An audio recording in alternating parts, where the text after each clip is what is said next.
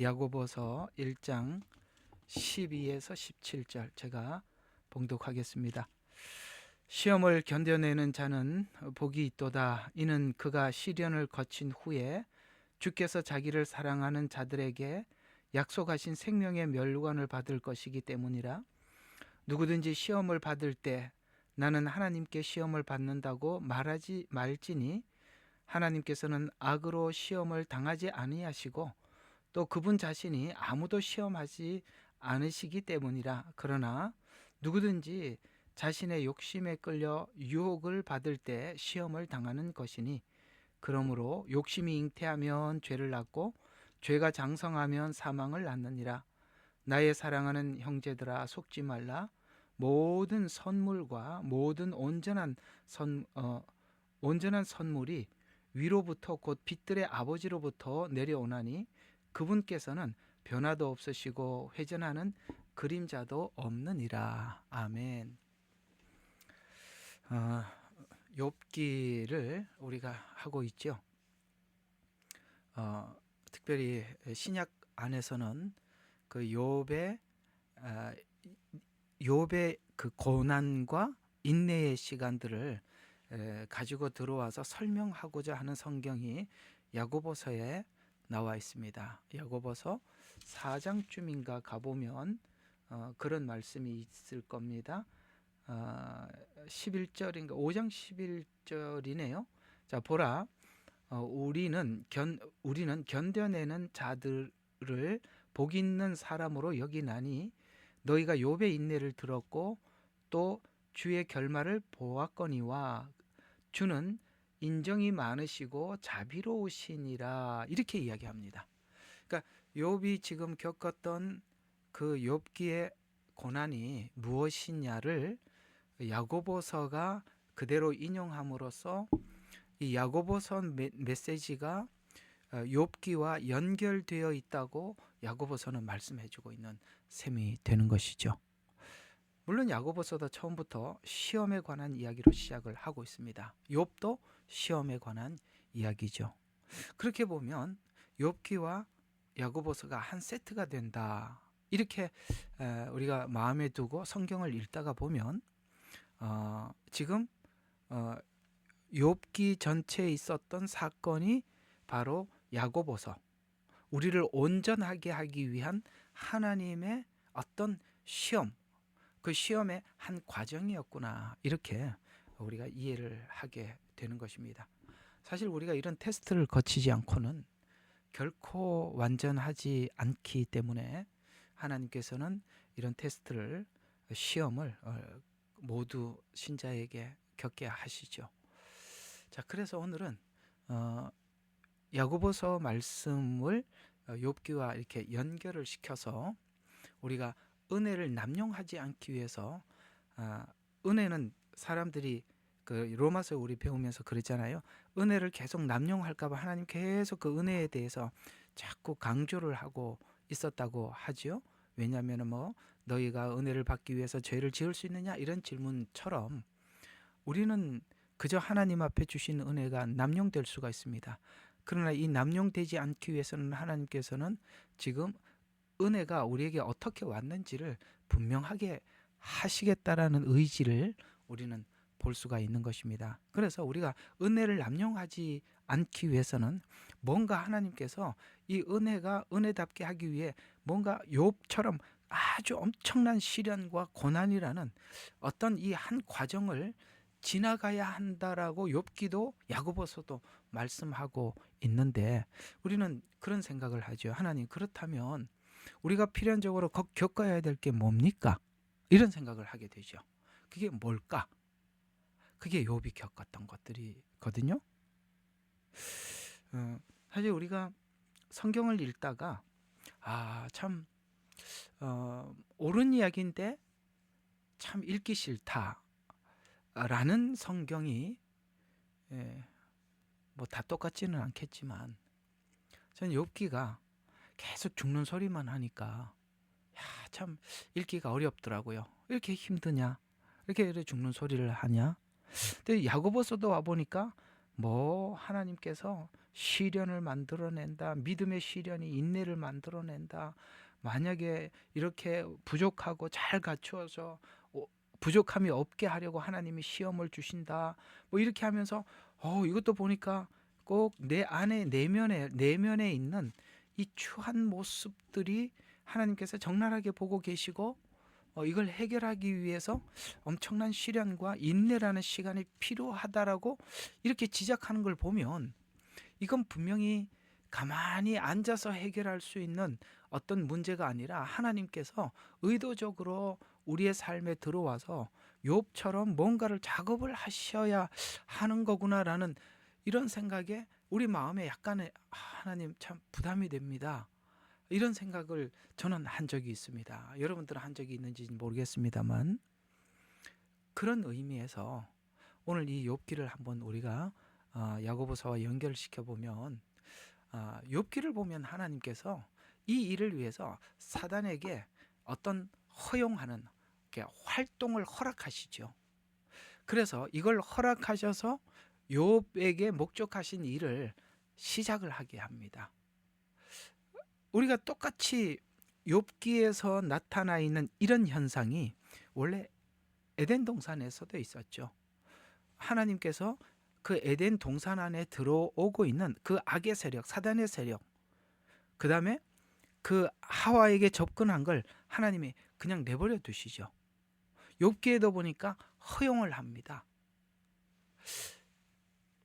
왜 이렇게 하나님은 사단이 활동할 수 있도록 허락을 하고 허용을 하시는가 라는 부분은 우리가 성경에서 지적하고 있는 중요하고도 중요한, 이게 정말 중요해요. 중요하고도 중요한 이해 중 하나이고, 또 우리는 그걸 이해하지 못하면 하나님에 대해서 늘 불만을 가지게 됩니다. 하나님이 왜 막아주지 않았습니까? 왜 이걸 허용하셨습니까? 이런 이야기를 하는데, 오늘 우리가 야고보서와 야고보서와 욥기를 통해서 분명히 정리를 해야 하는 것입니다.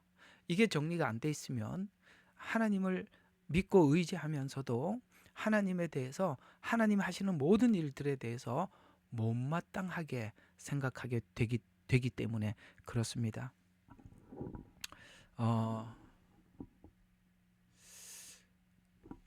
제게는 하나의 좀 이런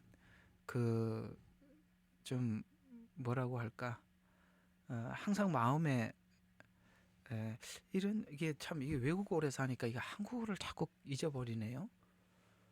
참 이것도 참 답답한 일인데, 항상 내 마음에 하나님, 이게 성경을 펴더라도 이 성경은 좀 보고 싶지 않습니다라는 성경이 하나 있어요. 여러분 어떻게 성경이 목사님 다 보기 좋아야지 왜 이 성경에 대해서 항상 부담을 가지십니까? 이런 생각을 하실지 몰라도, 저는 이렇게 성경을 펴다가 이 성경이 딱 눈에 보이면, 아휴, 너 오늘 어떻게 여기를 이렇게 폈냐? 이러는 게 하나 있는 게 예레미야 애가입니다. 예레미야 애가. 너무 어쨌든 이 예레미야 애가 어디 이제 제가 정말 이제 선교지에 가서 하나님에게 좀 이렇게 성경을 좀 보려고 이렇게 탁 펴니까 예레미야 애가가 탁 열려서 아이고 마음이 섬찟했어요. 이 예레미야 애가가, 예레미야 애가가 외칠 그 황폐한 성읍이 될 것을 이스라엘 백성들이 그렇게 예레미야서에서 외치다가 결국 이스라엘 백성들이 듣지 않아서 예레미야가 무너진 성읍을 보고 지은 시가 예레미야 애가거든요. 요즘 이 예레미야 애가가 새로워집니다. 왜 하나님께서 이렇게 사단의 활동을 허락해 주셨는지, 우리가 지금 저와 여러분, 여기 모인 여러분들이 보고 있는 미래는 예레미야 같은 마음으로 외치고 있는 거고, 듣지 않아서 결국은 예레미야가 무너진 성읍을, 이렇게 무너진 대한민국을 보고 눈물을 흘릴 날이 오는데, 그게 눈에 앞에 뻔히 보이고 있는데 에레미야 같은 심정으로 외치고 또 외쳐도 듣지는 않고 있고, 미래는 에레미야 애가처럼 이런 세상이 눈에 보이고, 이게 요즘은 에레미야 애가가 하나님 이제 열어주시려나 봐요. 이걸 보면서 제게 왜 이게 좀 마음에 부담이 있느냐면, 그 에레미야 애가 선교지에 갈 때마다 하나님 에레미야 애가를 열어주시더라고요. 선교지에 가서 행복하고 즐겁게 기대감을 가지고 선교를 해야 되는데 왜 애가를 열어주시나. 지금 과거를 돌아보면 이 에레미야 애가의 구구절절이, 이런 것들이 제가 사실 목회하면서 몇 번 몸으로 겪었기 때문에, 그 사단이 개입해서 교회를 파괴시키고, 또 제가 여러분 또 어떤 나라에서 뭔 일을 하고 이제 알지요? 그게 파괴가 되고 문이 닫히고 정말 처량하게 추방당하고, 이런 것들을 제가 몸소 겪었기 때문에 이게 참 애절해요. 근데 과거에 내가 왜 이렇게 큰 어떤 아픔과 이런 것들을 겪었던 것이 그냥 그 내 신앙과 내 생애에 그저 하나의 도움으로, 또 성경을 하나님의 그 마음을 더 가까이 이해할 수 있는데 도움이 되는 것으로 끝날 줄 알았는데, 지금 여러분과 제가 보고 있는 이 현실들은 마치 에레미야의 그 안타까운 외침과 앞으로 뻔히 보이는 그 에레미야 애가에서 외치는 그 눈물의 성읍을 우리가 목전에다 두고 있다는 것이죠. 지금 현재 우리가 이런 에레미야와 에레미야 애가, 그 다음에 저와 여러분은 지금 욥기와 야고보서가 말씀하고 있는 엄청난 시련을 통해서 깊고 깊은 어떤 하나님의 준비해둔 그 시련 속으로 밀려 들어가고 있는 상황이거든요. 그러니까 우리가 지금 눈으로 보면 그 잔인하기 짝이 없는 바벨론, 말할 수 없이 사악한 아수르, 지금 우리가 살아가고 있는 이 세상에 그 사단의 속성, 사단이 가지고 있는 모든 속성을 가지고 있는 어떤 그런 리더들이 등장해서 그야말로 그의 삶과 생활과 과거의 모든 생활 방식과 언어들이 전부 다 사단이 쓰는 언어들, 그리고 모든 것을, 정권을 잡는 방법도 사단이 한 그 방법 그대로, 이걸 왜 하나님께서 보고 계시고 이 활동을 허락하시는가? 그리고 무지하고 무지한 그야말로 그 이스라엘 백성들, 그 거짓 선지자들의 선동에 속아 여전히 하나님이 기뻐하지 않는 정권에 계속 도움을 주고 있고, 그렇지만 우리는 그런 사람은 아니니까, 우리가 지금 이 상황을 보면 오늘 금방 읽었던 야고보서, 금방 읽었던 13절과 16절 사이에 보면 하나님이 이렇게 말씀하고 있잖아요. 누구든지 시험을 받을 때, 우리 모두 다 이제 그 공간으로 밀려 들어가고 있어요. 그러니까 누구든지 시험을 받을 때 나는 하나님께 시험을 받는다고 말하지 말지니, 이 말이 여러분 받아들여지십니까? 하나님께서 나를 지금 연단을 하고 시험을 해서 뭘 만들어내는 것이 아니라, 놀랍게도 야고보는 지금 욥이 중간에 하나님 앞에 이렇게 겪었던 모든 시험들이 하나님이 시험을 한 것이 아니라 욥 안에 있었던 어떤 것들을 이렇게 들추어내는 작업이다라고 오늘 야고보서는 정리를 해주고 있다는 거죠. 욥은 잘하고 있는데 하나님께서 욥에게 사단을 허락하고, 그래서 욥은 어쩔 수 없이 하나님이 사단이 허락해서 사단으로부터 시험을 받아 42장까지 갔다. 라고 이렇게 욥기에서는 그렇게 이해를 하는 것 같은데 야고보서는 그렇게 말을 하지 않고 있다는 거예요. 뭐라고 이야기하느냐면 누구든지 시험을 받을 때 나는 하나님께 시험을 받는다고 말하지 말지니 하나님께서는 악으로 시험을 당하지도 않고 또 그분 자신이 아무도 시험하지 않는다. 이렇게 말씀하시면서 누구든지 그 시험, 그러니까 시험은 뭐냐? 14절, 그러니까 누구든지 자기 욕심에 끌려 유혹을 받을 때 시험을 당하는 것이니 이렇게 말씀하시므로 지금 하나님께서 우리는 그냥 그렇게 생각을 하죠. 하나님 우리를 더 연단을 해서 더 성숙하게 하기 위함이다. 그건 막연한 그림이고요. 실제 뭘 시험을 하느냐를 야고보서가 설명을 해주는데 욕심과 정욕을 하나님께서 우리에게 들추어내게 만들어서 이렇게 들추어내게 만들어서 그걸 제거해서 우리를 더 하나님 앞에 완전하고 성숙한 모습으로 만들어내기 위해서 하나님이 시작한 일이다. 이렇게 말씀을 하고 있습니다. 잘 정리가 안 되죠? 선뜻 잘 안 받아들여질 겁니다. 왜냐하면 우리는 내가 큰 잘못이 없는데 타인들의 문제 때문에 내가 지금 시험이 찾아오고 있다라고 이렇게 생각을 하고 있는 한 오늘 여기 야고보서가 지적하고 있는 대로 내 안에 무슨 정욕이 있다는 거야. 내 안에 무슨 욕심이 있다는 거야. 나 그저 예수 잘 믿고 살다가 천국 가고 주님 만나려고 하는 소원 이외에는 아무것도 없는 것 같은데 아니라는 걸 인정해야 합니다. 여러분들이 예수 믿고 천국 가기 위한 천사 같은 성도가 아니라 아직 우리는 해결해야 될 문제들이 쌓이고 겹겹이 쌓여 있는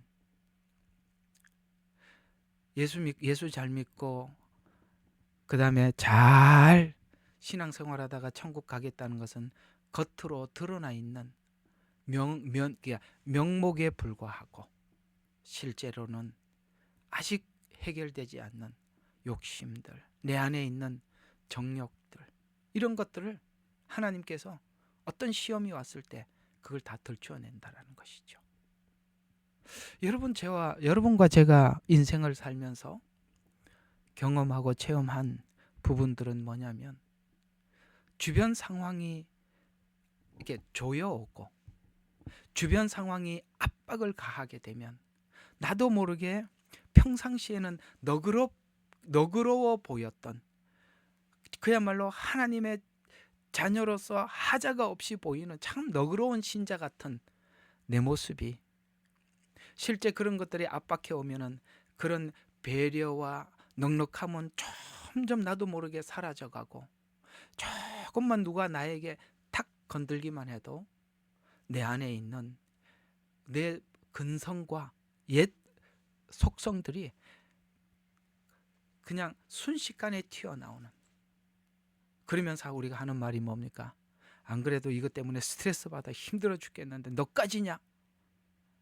이런 말을 하고 있는 우리들의 모습을 보면 우리가 하나님께서 살만한 은혜를 주셨을 때는 하나님 저 예수 잘 믿다가 그저 주님 오시면 천국 가려는 이 욕심 외에는 아무것도 없어요. 이렇게 말을 하더라도 실제 하나님께서 이런 조건, 이런 상황을 통해서 우리를 건드려 보면 그것만 있는 게 아니라 정말 수많은 것들이 내 속에 깊이 숨어 있다가 나타나는 것을 우리가 보게 될 것입니다. 하나님께서는 오늘 이 욥을 통해서 이런 것들을 드러내서 욥을 좀 더 정연하고 더 다듬어서 하나님께서 만들어서 하나님 앞에 주님을 만날 때까지 이렇게 하시기 위해서 하나님은 이렇게 일을 하신다라고 말씀을 하면서 자 한번 계속 여기 보면 15절은 그러므로 욕심이 잉태하면 죄를 낳고 잉태했다는 거죠.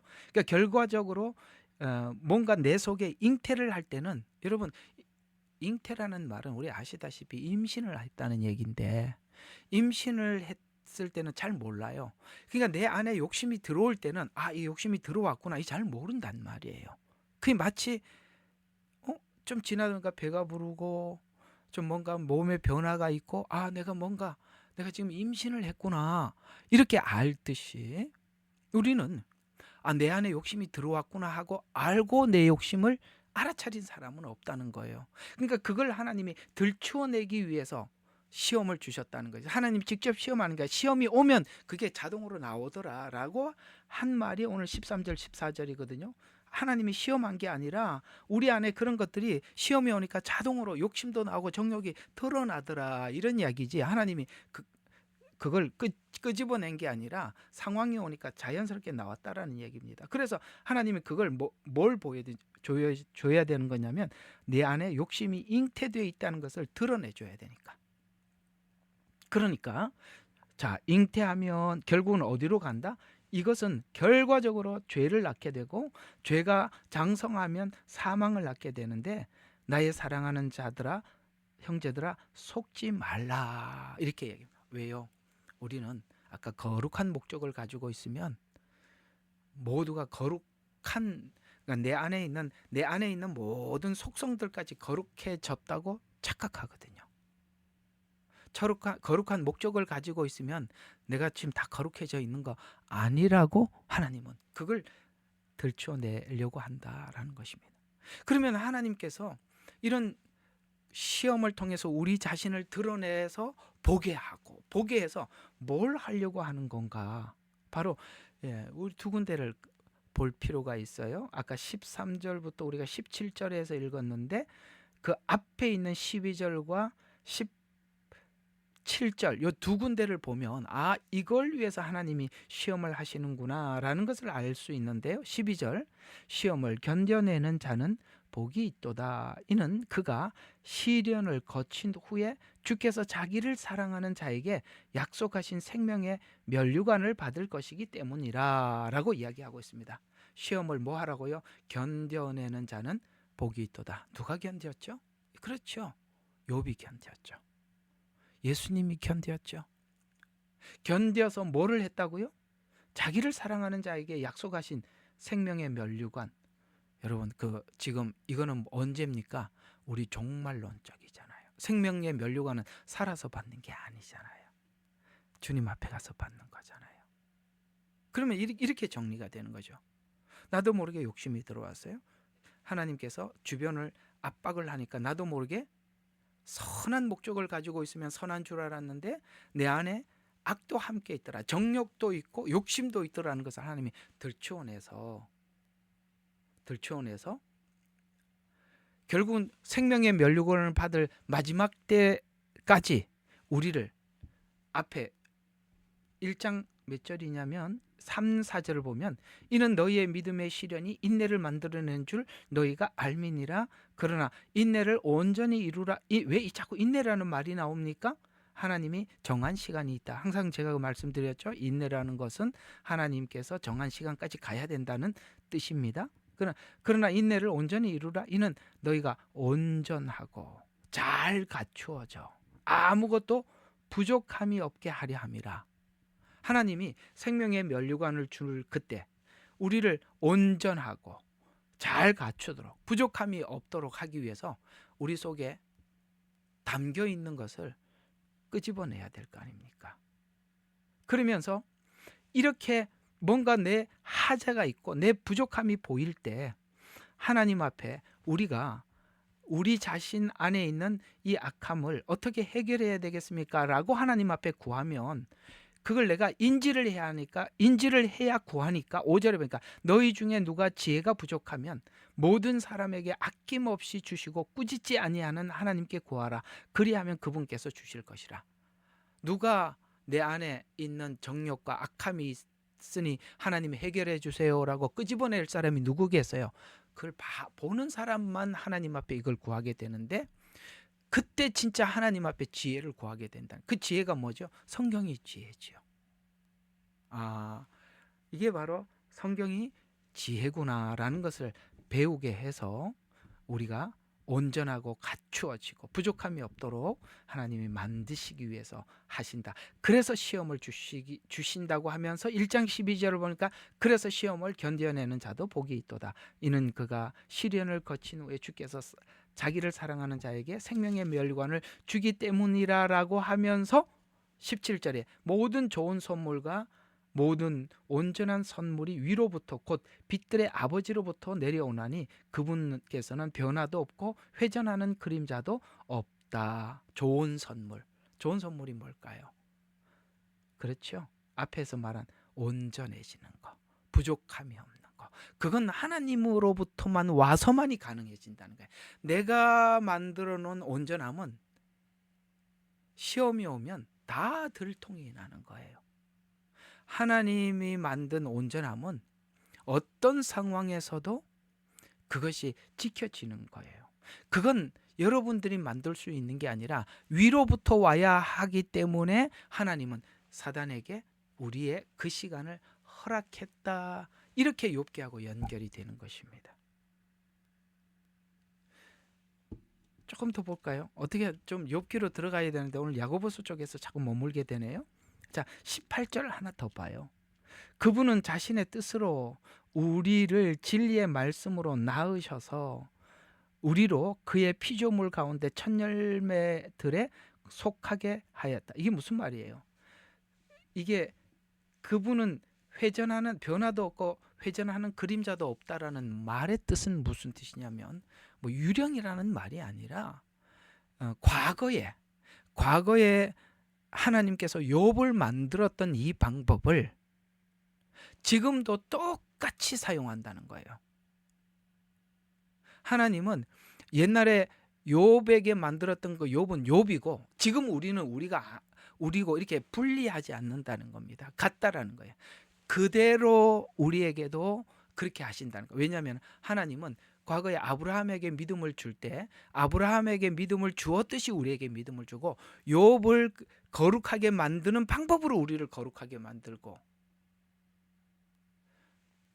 그때와 지금의 시간의 개입이 없다는 거예요. 회전하는 그림자도 없고 똑같은 방법으로 우리를 만들어 가신다라고 그렇게 말씀을 하시면서 왜 그렇게 우리가 그렇게 하나님 앞에 만들어져야 되느냐? 그분의 자신의 뜻으로 우리의 진리의 말씀으로 우리를 낳으셨다라고 말씀하고 있는 것은 이미 우리가 육신을 입고 태어났지만 우리가 예수님을 믿어서 속 사람이 거듭났잖아요. 이 거듭난 사람을 다시 태어나게 하기 위해서. 그리고 우리가 그래서 예수 믿는다는 말을 거듭났다라고 표현하는데 거듭났다는 말은 우리가 일반적으로 이해하기로는 예수님을 믿어서 하나님의 자녀가 되었다라는 이야기인데 하나님의 그 자녀가 된 것을 말씀으로 다시 낳게 만드는 우리를 새롭게 태어나게 만든다는 거예요.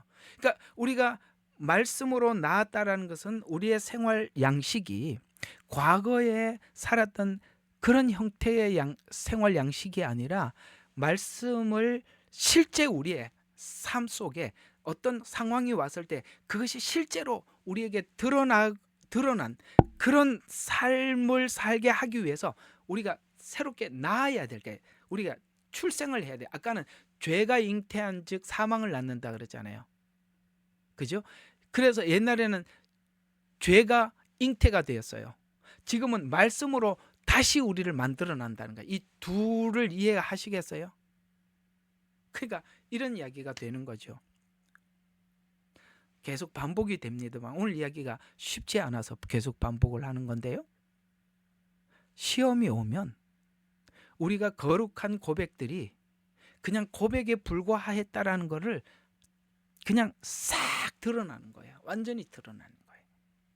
아, 그게 말뿐이었구나 라는 것을 하나님께서 드러낸다는 거예요. 드러내서 진리의 말씀으로 우리를 새롭게 하려면 그걸 다 덜추어내야 되고 우리가 그걸 체질이 될 때까지는 우리가 체질을 바꾸기까지는 엄청난 시련이 필요한 것입니다. 욥기를 여러분들과 함께 시작을 하면서 지금 되어져가는 모든 현 시국이 우리가 욥기에 눈을 돌릴 수밖에 없고 귀를 기울일 수밖에 없는 그런 형편으로 치닫고 있습니다. 우리는 작은 문제를 가지고 옥신각신할 시간이 없어요. 그건 아직도 여유가 있어서 그런 겁니다. 여유가 있으면 아직도 작은 자존심으로 싸웁니다. 그거 아직도 멀은 겁니다. 우리가 지금 그럴 때가 한번 생각해 봐요. 우리 한국 교회가 넉넉하고 사람들에게 넉넉해 있을 때 우리는 작은 일 가지고 피 터지게 싸웠어요. 비본질적인 거 가지고 얼마나 싸웠어요. 그건 아무 중요하지도 않아요.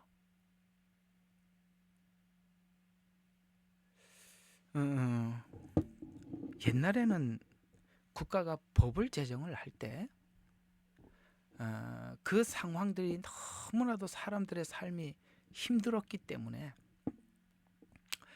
법이 이렇게 제정이 되고 법의 판례가 나오는 이 판례들도 대략 사람들이 이렇게 먹고 살기 힘들다 보니까 그러다 보면 그때 어떤 일들이 많겠어요. 뭐 사기치는 사기범들 혹은 뭐 그다음에 도둑질한 사람들, 그다음에 돈을 줘야 되는데 갚지 않은 이런 이제 정말 생활과 밀접한 관계를 가진 이런 법들이 이렇게 발전을 했어요.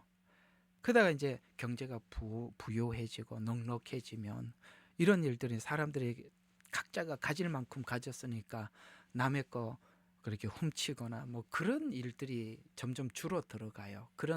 그래서 이제 그런 법들은 이제 안 생기죠. 그러면 우리가 보통 민생에 대한 법 정도가 생기는 거고, 그다음에 좀 사람이 넉넉하면 사람의 생활이 넉넉해지면 이제는 뭐 이렇게 법들이 안 생기겠지. 왜냐하면 이제 생활이 일단 보장이 되면 뭐 그렇게 그 법들을 만들 게 있겠나. 무슨 사람들이 그 넘어서 그 사람들의 생활이 기본적으로 넉넉한데 죄를 짓겠나라고 생각을 하겠지만 그 법은 엉뚱한 곳에서 점점 만들어져 가고 있어요. 차별금지법 상상해냈습니까? 옛날에 먹고 살기 힘들 때 누가 무슨 차별금지법이니 뭐 혐오가 어디 있어요?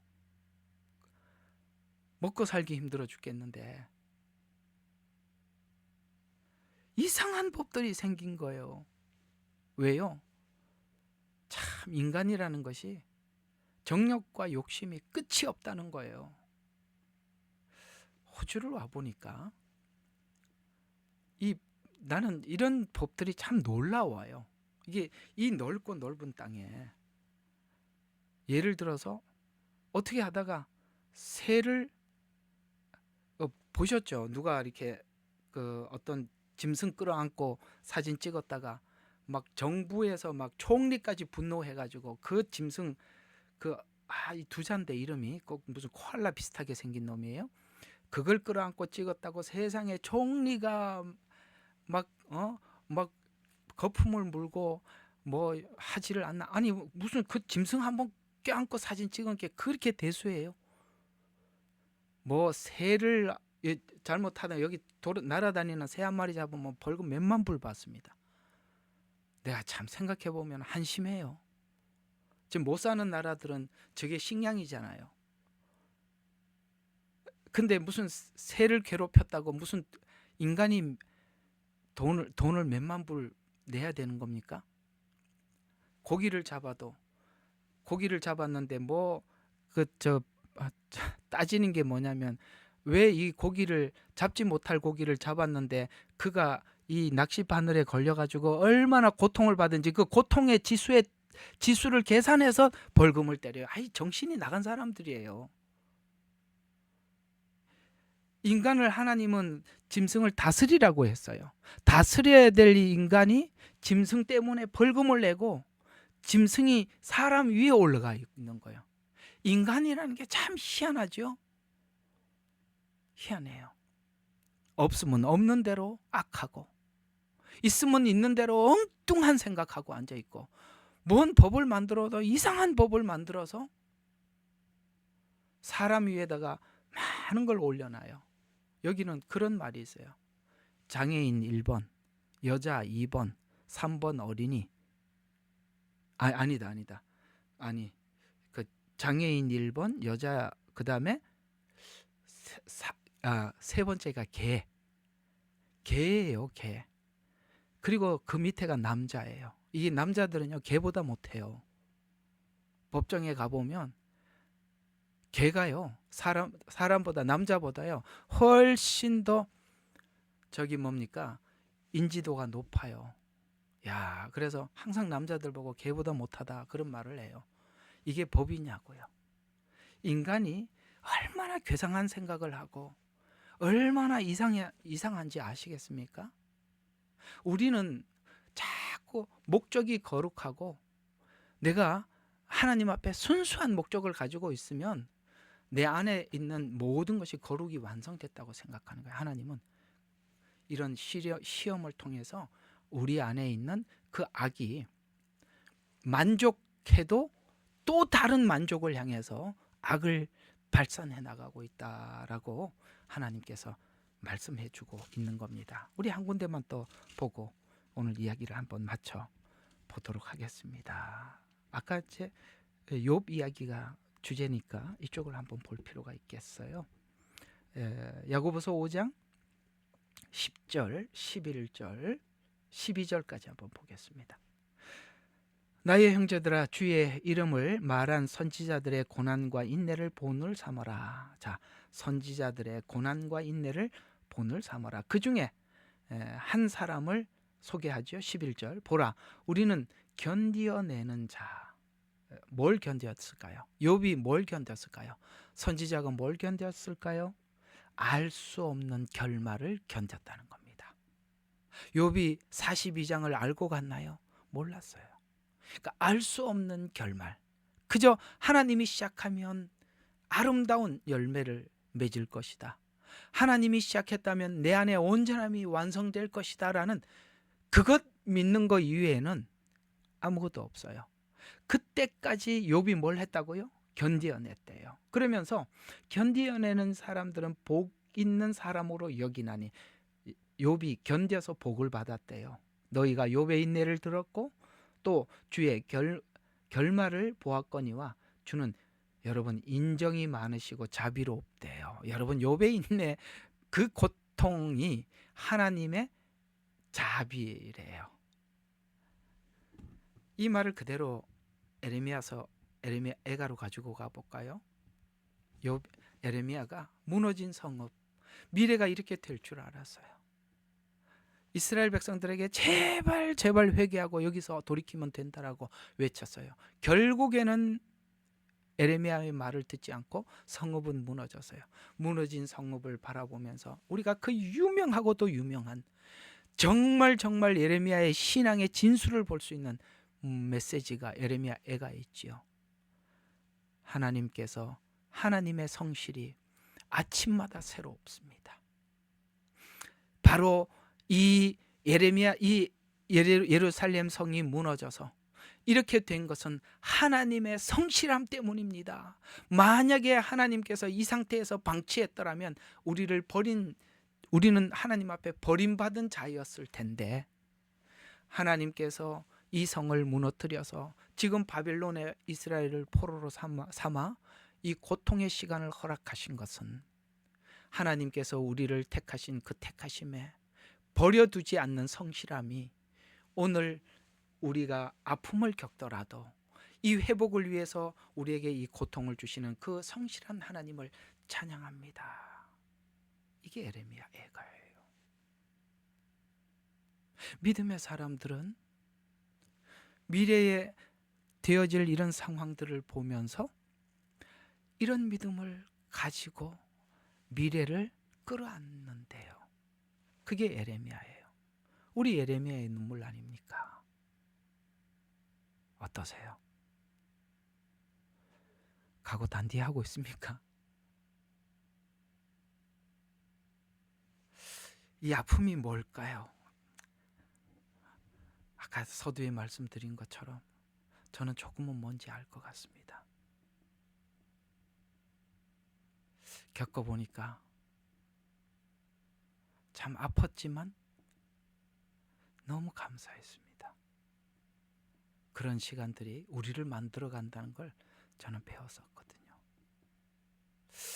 어쩌면 오늘 이런 이야기들을 여러분들과 함께 진지하게 나누도록 하나님께서 작게나마 제 인생 속에서 이런 일들을 겪게 하지 않았나라는 생각을 한번 해보는 오늘 야고보서 말씀이었습니다. 기도하겠습니다. 하나님 아버지, 미래가 참 보입니다. 또 하나님의 선한 뜻도 눈앞에 아른거립니다. 겪어야 할 수많은 고통의 시간들은 아버지 하나님 눈앞에 보이나 하나님의 성실하심 때문에, 하나님께서 우리를 사랑하시는 것 때문에 아버지 하나님, 하나님께서 이 일을 사단에게 허락하여 준 줄로 믿습니다. 주님, 우리가 작은 일에 아버지 하나님 우리 비본질적인 것에 우리 마음 뺏기지 않게 해주시고, 주여 이제 우리의 삶이 짧으면 60이요 길면 80이라고 말씀하셨는데, 하나님 우리 인생 속에 주님과 더불어 우리 인생을 보낼 수 있다는 것에서 저희들은 그저 행복할 뿐입니다. 감사하며 우리가 살아갈 수 있도록 은혜를 베풀어 주시고 우리 사랑하는 성도들에게 믿음을 더하여 주시옵소서. 예수님 이름으로 감사하며 기도드렸습니다. 아멘.